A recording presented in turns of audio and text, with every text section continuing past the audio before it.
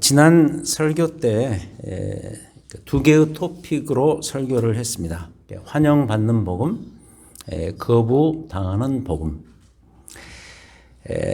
사도 바울 선교팀 일행이 비시디아 안디옥이라는 그곳을 방문해서 그곳 현지에 있는 유대인 회당에 했던 그 복음적인 설교에 감동을 받아서 복음을 향해서 환영 일색인 그런 장면도 있었지만은 반대로 특별히 극렬 유대인들에 의해서 복음이 통째로 거부당하는 그런 장면도 함께 있었습니다. 그러면서 거기서 강조했던 바가 바로 이거였습니다. 그래도 복음은 전진한다. 그래서 지금 우리에게도 이 능력의 복음이 있으면 되는 것이다. 이 복음 있으면 된다. 이게 이제 그때 말씀드렸던 복음의 이 말씀의 핵심이었습니다. 그때 이제 이런 말씀도 함께 드렸던 것으로 기억을 합니다. 사도 바울이 그 회당 설교를 거기서 한 편을 했는데 그 설교가 얼마나 대단한 설교였는가. 성경에 기록된 원고 내용으로만 놓고 볼 때 이 사도 바울의 이 설교만큼 탁월한 설교도 없었다는 그런 의미였습니다. 그래서 그때 제가 숙제를 내드렸어요. 집에 가서 꼭 한번 이 설교하지 않는 이 본문, 그러니까 사도행전의 비시디아 안디옥에서의 설교를 한번 좀 읽어보시라고 숙제를 내드렸는데 가장 믿지 못할 말이 이 말인 줄 알면서도 그때 숙제 부탁을 했던 것을 조금은 후회를 하게 됐습니다. 가서 읽어보신 분 뭐 손 들어보시라 그러면 거의 안 들을 것 같아요. 그래서 나름 후회하면서 결정한 것이 오늘 설교예요. 다시 돌아가자. 차라리 그 설교의 한 부분을 떼어서 설교하는 것이 더 낫겠다 판단했던 거죠. 그래서 오늘 그 부분을 함께 나누고 싶습니다. 그리고 오늘은 부활주일이기 때문에 예수 그리스도의 부활에 대한 내용이 아주 많이 강조되거든요. 그래서 그 부분을 떼어서 설교합니다. 뭐든지 그렇습니다. 핵심이 중요합니다. 핵심. 설교도 마찬가지죠. 그날 그 설교의 핵심이 중요합니다. 그래서 어쩔 때 보면은 다른 거 다 잊어버려도 그것만 기억하고 있으면 되지 않겠습니까? 그런데 이 비시디아 안디옥에서 바울이 했던 이 설교도 마찬가지입니다. 여기서 핵심을 찾아야 돼요. 그 핵심이 바로 어느 부분이냐면 오늘 읽은 이 본문 앞부분입니다. 앞부분을 핵심이라고 여기시고 보셔야 돼요.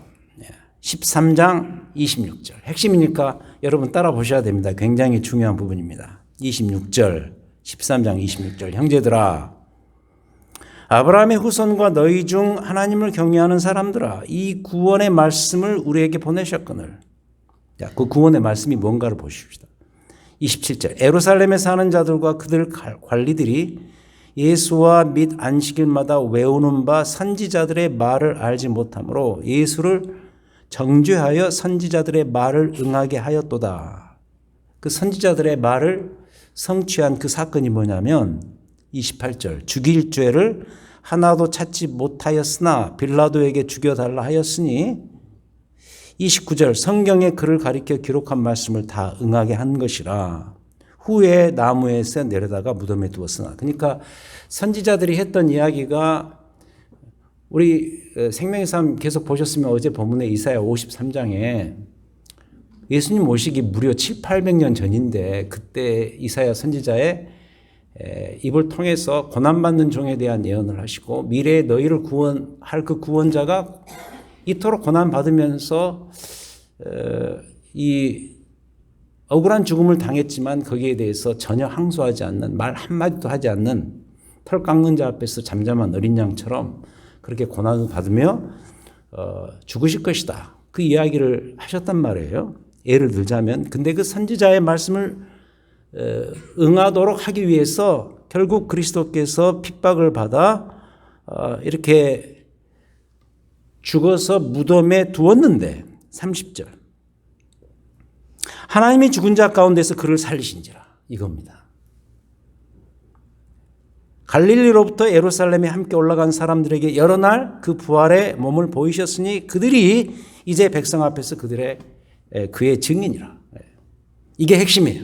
이 비시디아 안디옥 회당에서 했던 설교의 바울 설교의 핵심입니다. 여기를 보면은 가장 중요한 건 이겁니다. 약속과 성취예요. 그러니까 하나님께서 구약 성경에서 이스라엘 백성들에게 계속해서 일관된 약속을 해 오셨는데 그게 뭐냐면 미래에 등장할 한 구원자에 대한 약속이었습니다. 그런데 중요한 것은 그 구원자가 그들 앞에 드디어 왔다는 이야기죠. 왔는데 어떤 모습으로 오셨는가 아시다시피 십자가에 죽으시고 고난당하시고 다시 부활하신 그 모습으로 오셨다. 이게 핵심이에요. 그리고 인물로 말하면 그가 누군가? 바로 예수 그리스도 그분이다. 오늘 이 본문 버전으로 말하면 너희가 빼돌려서 십자가에 죽긴 했지만 하나님께서 다시 살리신 그 예수가 바로 이 존재다라는 거죠. 이 모든 구약의 약속을 성취시킨 그 존재다. 그래서 예수 그리스도의 오심이 하나님께서 이스라엘 백성들에게 그동안 해오신 모든 약속에 대한 진정한 완벽한 성취였다. 그럼 오늘 본문은 무슨 내용인가? 이 핵심적인 사실, 그러니까 하나님께서 약속해 오신 그 메시아가 오셨는데 너희들이 오히려 빼돌려서 십자가에 죽게 하긴 했지만 하나님께서 다시 살리신 그 예수 그리스도 그분에 대한 소개를 하면서 앞부분에서 그것을 그 회당에 모인 그 사람들에게 적용을 시키는 거예요. 이 핵심에 대한 적용 부분으로 보시면 되겠어요. 오늘 이 본문은. 그래서 32절에 이렇게 넘어가죠. 우리도 조상들에게 주신 약속을 너희에게도 전파하노니. 한마디로 이 자리에 모인 너희도 이 자리에 모인 그 너희가 누구죠? 지금 그 예루살렘 지경을 이미 벗어났어요. 그래서 지금 그 튀르키예 중앙부에 있는 그 도시, 어떤 도시? 여기에서는 비시디아 안디옥. 전혀 이방 땅입니다. 이방 땅이고 그 비시디아 안디옥에 유대인 회당 그 예배기 때문에 거기에 디아스포라 흩어진 유대인들도 있었고 거기에 관련된 이방인도 있었겠죠. 이 비시디아 안디옥 도시의 유대인이든 이방인이든 이 약속 성취의 주인공이 되시는 바로 이 예수를 믿고 받아들여야 된다. 그 이야기예요. 우리는 뭐 예수 그리스도를 이미 잘 믿고 있기 때문에 이 이야기가 그렇게 새롭게 느껴지지 않지만 지금 그 자리에 모인 사람들에게는 굉장히 생경한 이야기고 굉장히 충격적인 이야기란 말이죠. 사도 바울이 이 설교를 하면서 이 논리 강화를 위해서 세 개의 구약 성경 본문을 뽑아냅니다. 참고로 그 자리에 모인 유대인들은 다들 구약 성경에 능통한 자들이었습니다. 뭐 지금 우리처럼 죄송하지만 성경 몇 구절만 알고 있는 그런 얇은 수준이 아니고. 그래서 사도 바울이 여기서 인용하는 구약 성경의 구절들이 무슨 말을 하는지 여기에 모인 사람들은 이미 다 알고 있었다는 거죠. 그런 그들에게 바울이 구약 성경 구절들을 들이밀는데 그게 32절부터 31절이에요. 오늘 읽은 본문이죠. 낭독은 않겠습니다. 다시. 그 세 개의 구절이 바로 이건데 시편 2편 7편 33절에 시편 둘째 편에 기록한 바와 같이 너는 내 아들이라 오늘 너를 낳았다. 시편 2편 기억나시죠? 굉장히 중요한 성경 본문인데 그 구절을 인용하고 그 다음에 두 번째 34절에서는 이사야 55장 3절을 인용하고 그리고 세 번째 35절 다른 시편에 일렀으되 시편 16편 10절을 인용하면서 이 구절들이 결국 다 미래의 이스라엘의 구원자요 메시아로 오실 분들에 대한 예언. 그 구절들이 바로 이 예수에 의해서 성취되었다. 그 이야기죠. 자, 그러니 보십시오. 그 회당에 모인 사람들의 귀가 쫑긋해질 수밖에 없었습니다. 그럼 그 구원자가 지금 이 사람이 말하고 있는 얼마 전에 그 유대 지경에서 십자가에 죽었다고 하는 그자, 근데 다시 살아났다고 하는 그자, 바로 그 예수가 맞는가 이런 생각을 할 수밖에 없다는 거예요. 이 구절을 인용한 구절을 다 설명드릴 수는 없고 눈에 띄는 세 번째 것만 보자고요. 35절. 또 다른 시편에 일렀을 때 주의 거룩한 자로 그 썩음을 당하지 않게 하시리라 하셨느니라. 36절 다윗 이야기를 합니다. 다윗은 당시에 하나님의 뜻을 따라 섬기다가 잠들어 그 조상들과 함께 묻혀 썩음을 당하였지만 37절 하나님께서 살리신 이 사람은 썩음을 당하지 아니하였나니. 예.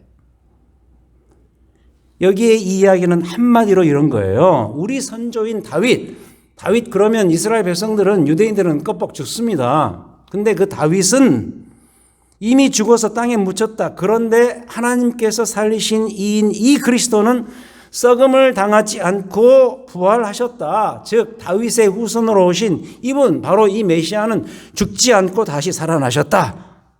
이러하니 결국 뭐죠? 예수가 다시 사신 이 사건이 그가 우리가 그토록 대망하던 메시아예요. 참 구원자가 된다는 증거가 아니고 뭐겠느냐? 바로 이런 이야기인 거예요. 흘려들으면 안 되는 굉장히 충격적인 이야기. 이 점은 지금의 우리에게도 마찬가지예요. 물론 우리 기독교 신앙이 십자가 중심인 것은 분명히 맞는 이야기죠. 그런데 동시에 반드시 기억해야 될 사실은 뭐냐? 예수님의 십자가와 부활은 항상 패키지로 같이 다닌다는 사실입니다.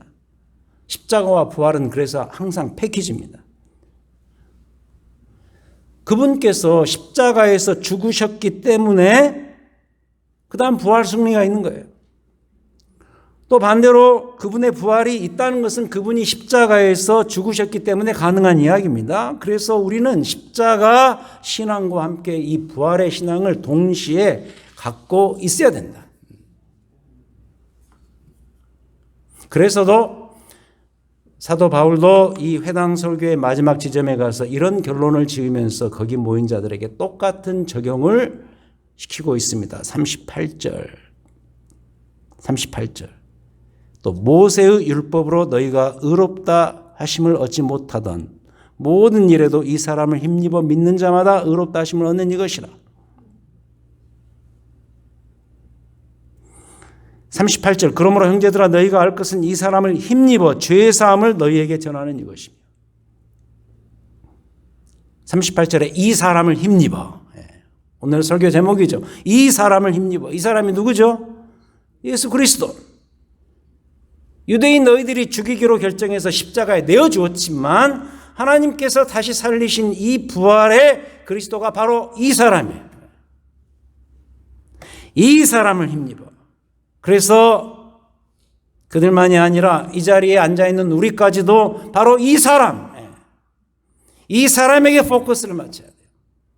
이 부활의 그리스도를 힘입어 두 가지 사실, 죄사함, 의롭다 하심을 얻게 되었다. 즉 구원을 얻게 되었다. 복음과 구원의 유일성을 말하는 대목이 바로 이거 아니고 뭐겠어요. 여러분 예수 외에는 다른 길 없다. 이런 말 들어보셨죠? 다른 길은 없습니다. 여러분.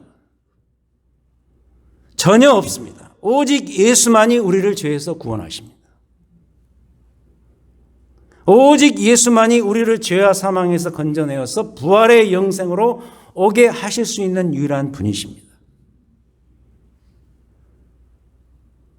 목사님 이미 다 알고 있는 이야기고 우리가 믿고 있는 이야기인데 뭘 새삼스럽게 다시 이야기하십니까? 이런 생각이 드실 수 있을 거예요. 근데 이건 지금 우리가 신앙세계에서 예수 잘 믿고 있기 때문에 별 그렇게 큰 문제가 되는 것 같지 않지만은 밖에 나가보면 이 문제가 굉장히 심각해요. 여전히 그들에게도 이건 계속해서 자기들의 삶의 모든 문제들을 건드리는 아킬레스건이라고요.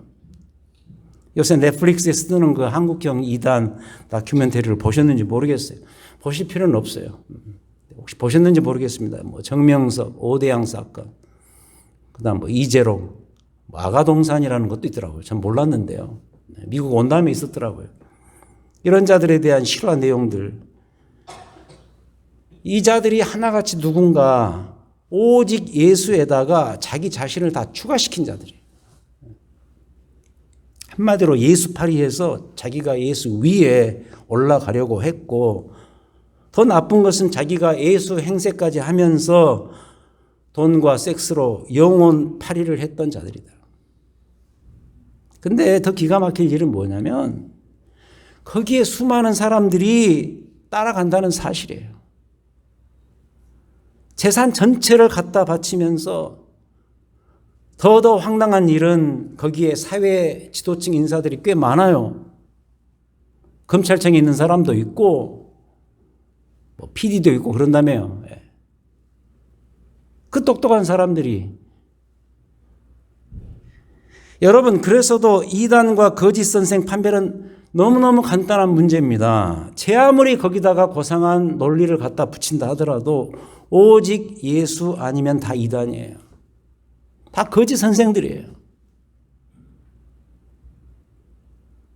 그래서도 어쩌면 이것만큼 불편한 진실이 없을 수도 있다는 생각이 드는 거죠. 예수님 스스로가 그러셨어요. 요한복음 14장 6절, 정말 중요한 구절이죠. 내가 길이요 진리요 생명이니 나로 말미암지 않고는 아버지께로 올 자가 없느니라.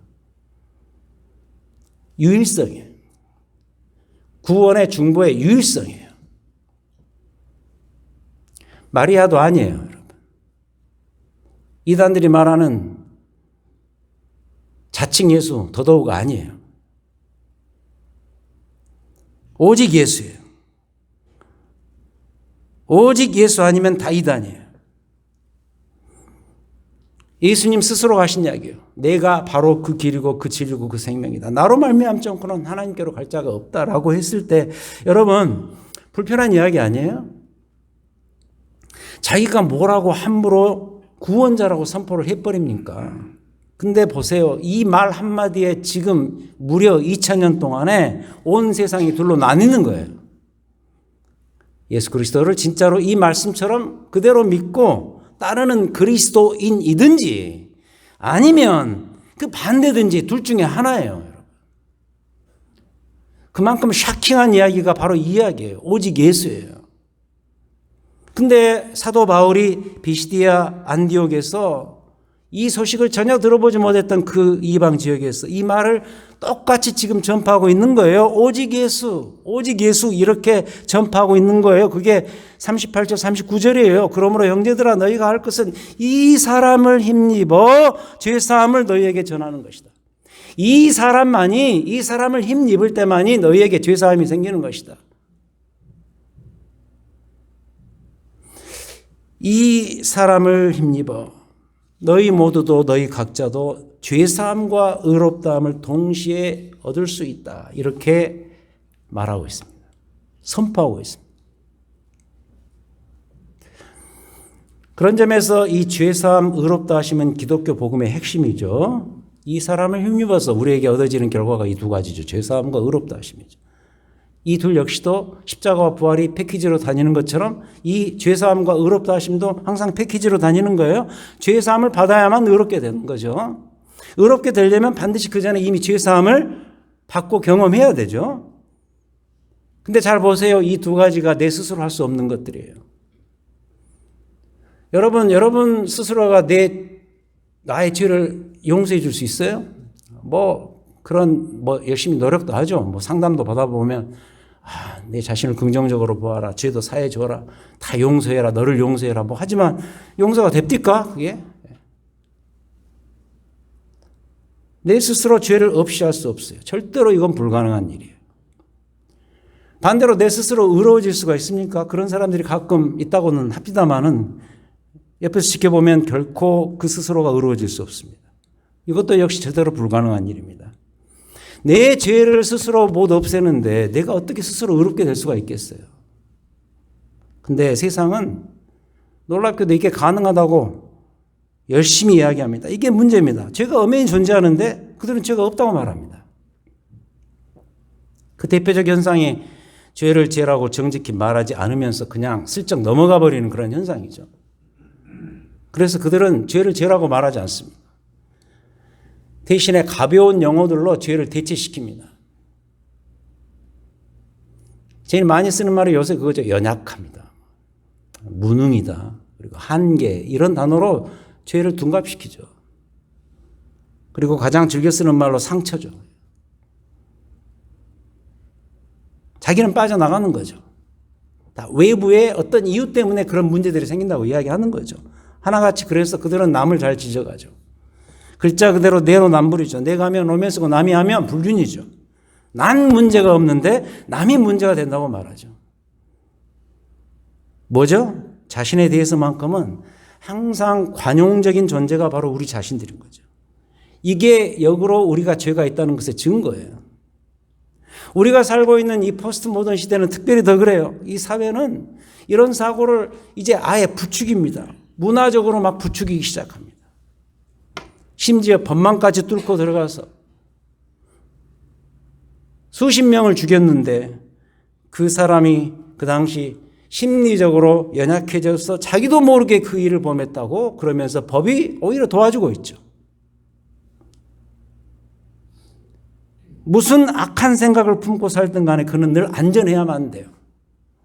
죄의 덩어리로 살아도 그는 매우 존엄한 존재로만 축혀 세워줘야 돼요. 그게 요새 포스트 모던 시대의 문화적인 현상이에요. 아무튼 죄에 대해서만큼은 정죄하지 못한 존재가 누구냐? 인간이고 그것이 온 사회 전체에 이런 잘못된 방식으로 퍼져 있는 때가 언젠가 바로 지금 우리가 살고 있는 이 시대죠. 근데 보세요. 보자고요. 죄라는 것이 없다고 부정한다 그래서 없어지던가요? 아니에요. 굉장한 초강력 세제로 아무리 빡빡 문질러서 없애려고 해도 지워지지 않는 것이 우리의 죄예요. 이 죄라는 오물은 그 무엇으로도 지워지지가 않습니다. 그래서 사도 바울의 표현처럼 우리는 이 죄 때문에 로마서 7장 24절에서 그러죠. 공고한 자들인 거예요. 그 공고하다는 말이 영어로 하면 miserable, 비참한 자인 거예요. 죄 때문에 우리는 비참해요. 정직하게 인정할 필요가 있어요. 우리 모두는 어찌할 수 없는 죄인들입니다. 그런데 말이죠. 이 죄사함, 지워지지 않는 이 죄사함, 죄의 청소가 가능하게 되었다는 사실이 중요해요. 스스로 의로워질 수 없는 우리를 이 죄사함의 사건 하나로 인해서 우리도 다 의로워질 수 있는 길이 드디어 열리게 된 거예요. 어떻게요? 어떻게 이 일이 가능해요? 바로 이 사람 때문이에요. 이 사람을 힘입어 죄사함을 얻었느니라. 이 사람을 힘입어 믿는 자마다 의롭다 하심을 얻었느니라. 이게 뭐예요? 이게 복음이에요, 여러분. 이게 복음이에요. 복음은 다른 게 아니에요. 복음은 바로 이 사람의 오심이에요. 이분의 등장이에요. 이분이 이루신 십자가의 죄사함의 죽음과 죽은 지 사흘 후에 의롭다 하심을 위해서 이분의 다시 살아나심의 역사, 이것이 복음이에요. 굉장히 단순해요.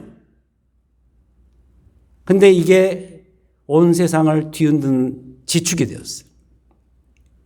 그래서 바울이 고린도 교회에게 이 복음을 명쾌하게 진술해 주죠. 고린도전서 15장 3절부터 4절에 이런 이야기를 하죠. 우리가 기억해야 될 중요한 본문인데 내가 받은 것을 먼저 너희에게 전하였노니. 사도 바울이 다메섹 도상에서 그리스도를 만나고 그리스도의 이 복음의 메시지를 받았어요. 내가 받은 것을 너희에게 전하였는데 그게 뭔 줄 아느냐? 이는 성경대로 그리스도께서 우리 죄를 위하여 죽으시고 장사 지냄받으셨다가 성경대로 사흘 만에 다시 살아나셨다. 이게 뭐예요? 이게 복음이에요, 여러분. 오늘 부활주일 아니에요? 복음의 중요한 파트를 우리가 지금 배우는 거예요. 제가 베이 지역에서 목회할 때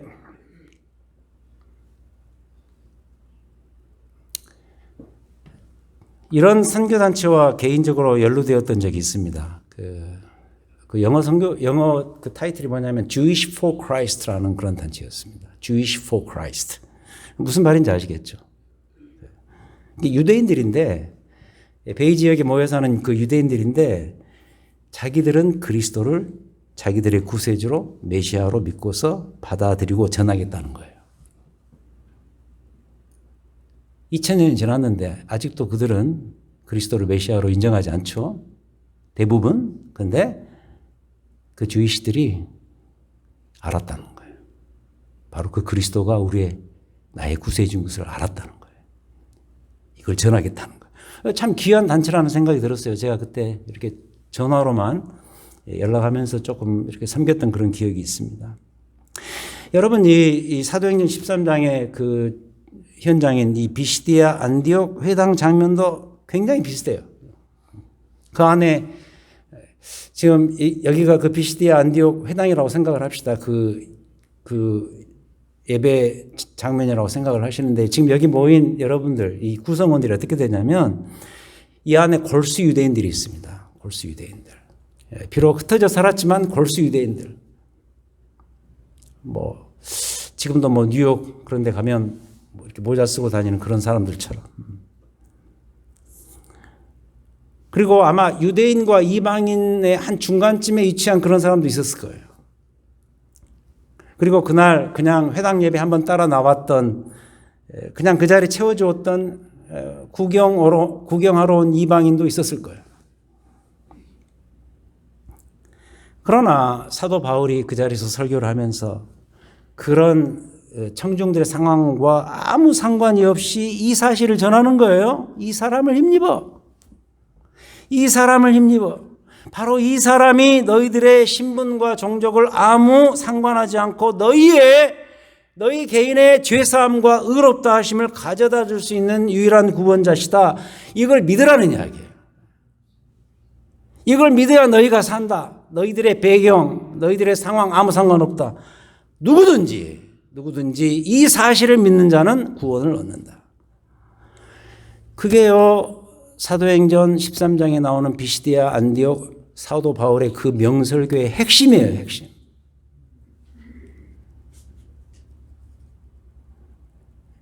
그런데 어땠죠? 2주 전에 말씀드린 것처럼 이 메시지를 듣고 환영하는 자들도 있었지만 거부하는 자들도 있었어요. 상관없어요. 그러나 중요한 건 이거예요. 이 자리에 모인 여러분들에게 똑같아요. 2000년 전에 이 회당에서 했던 설교를 제가 끄집어내는 이유가 뭘까요? 부활절에. 여러분 자신에게 바로 이 사람을 힘입어 사는 길에 대한 소개를 다시 하고 싶어서요. 이 외에는 길이 없어요. 여러분. 분명히 해두자고. 이 외에는 길이 없어요. 이분에 대한 이야기를 하는 데가 교회고 강단이에요. 여러분. 이 사람을 힘입어. 바로 이분, 예수 그리스도. 오직 예수. 너희가 십자가에 넘겨주었지만 하나님이 다시 살리신 이 부활의 그리스도, 이분을 힘입어야 한다. 이분을 힘입어서 죄사함을 받고 의롭다 하심을 얻어서 사는 우리가 되어야 한다. 이분, 이 사람, 이 그리스도를 힘입어서 우리의 남은 인생을 살아가야 돼요. 그리고 이 예수를 전해야 돼요. 왜 그래야 되죠? 그래야 그 사람이 살기 때문에. 살아도 그냥 사는 거 아니고 가짜로 사는 거 아니고 진짜 살기 위해서는 이분을 믿어야 돼요. 이 그리스도를 힘입어 살아야 돼요. 부활하신 예수 그리스도. 우리가 죽였지만 하나님이 살리신 그 그리스도. 이분에 힘입어서 사시는 귀한 인생들이 되시기를 우리 주님의 이름으로 축원드립니다. 하나님 감사합니다. 이 사람을 힘입어 부활하신 이 그리스도를 힘입어 사는 것, 우리 그리스도인의 진정한 인생인 줄 믿습니다. 이 사실을 알지 못하는 또 수많은 사람들이 있는데 이 사실을 전하기 위해서 수고하시는 주님의 종들, 교회들, 선교사님들 기억해 주시고 이 그리스도를 그들이 목청껏 소리 높여 증거할 때 그곳에 이 그리스도를 믿고 받아들이는 아름다운 선교의 열매가 있는 그런 현장들이 될 수 있도록 도우시옵소서. 이 부활주일에 부활하신 우리 주님을 찬양하고 오직 우리 주 예수 그리스도 그분만을 믿기를 다시 한번 결단합니다. 우리의 이 믿음의 이 결단에 함께하여 주시옵소서. 예수님 이름으로 기도하였습니다. 아멘.